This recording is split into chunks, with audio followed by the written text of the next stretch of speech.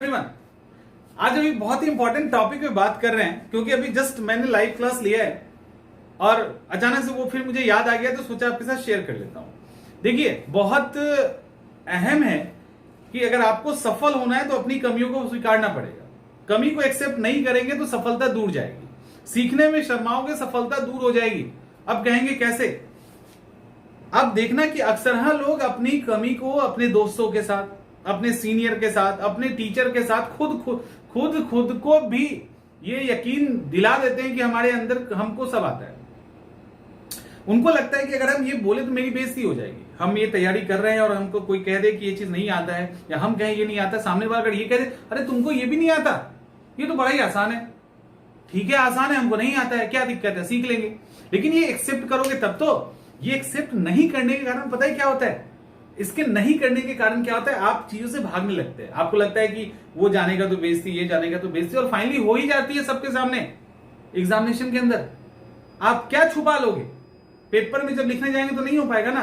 मतलब आपको बिलीव करना पड़ेगा कि जब अभी मैं लाइव टेस्ट डिस्कशन कर रहा था ग्रुप में, जब तक मैं आंसर बता रहा तब तक सब कुछ ठीक चल रहा था। जैसे ही आंसर पूछना शुरू किया, भाग गए।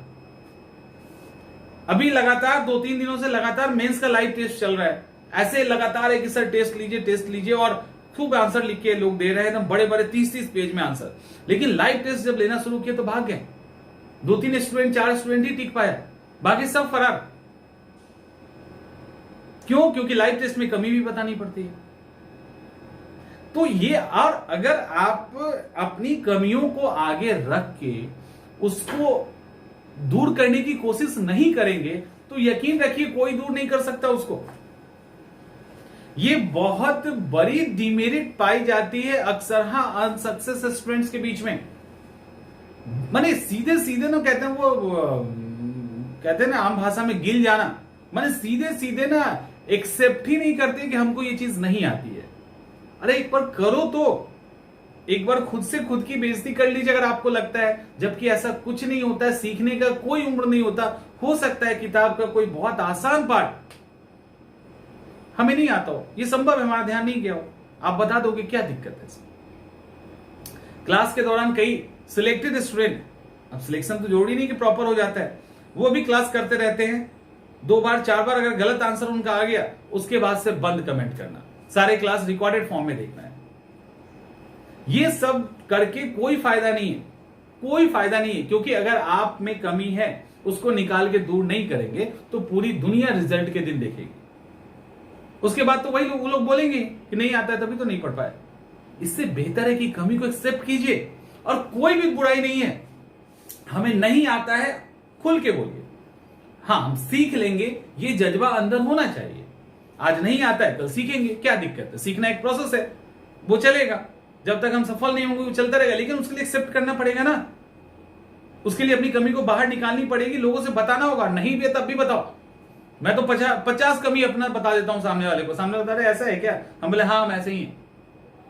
जबकि वो नहीं भी होता तब भी, क्योंकि हमको उसको अगर चेक कर लेते हैं कहीं है तो नहीं, उसको हम ठीक कर लेंगे, क्या दिक्कत है इसमें? तो ये कीजिए, अभी बहुत जरूरी है ये करना। क्योंकि जब तक आप ये काम नहीं करोगे, आप सफलता को उतना ही दूर करते चले जाएंगे, इस बात की गारंटी है।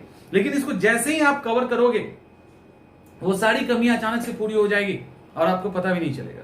इसलिए अपनी कमी को डिस्कस कीजिए, कोई इशू नहीं है। हाँ, कुछ ऐसी कमी होती है जो जरूरत नहीं है, बट पढ़ाई लिखाई में कोई ऐसा नहीं है। आप डिस्कस कीजिए, खुल के आप गलती कीजिए, खुल के आप कम नंबर लेके आइए, कोई दिक्कत नहीं। लेकिन टिके रहिए। टिक जाओगे, हिट कर जाओगे। नहीं टिकोगे, भाग जाएंगे पहले ही, तो पक्का है कि सफलता नहीं मिलनी। तो इस बात का ध्यान रखिए और कमियों को दूर करते हुए, बताते हुए कमियों को दूर करते हुए चलिए। मिलते हैं अगले वीडियो में।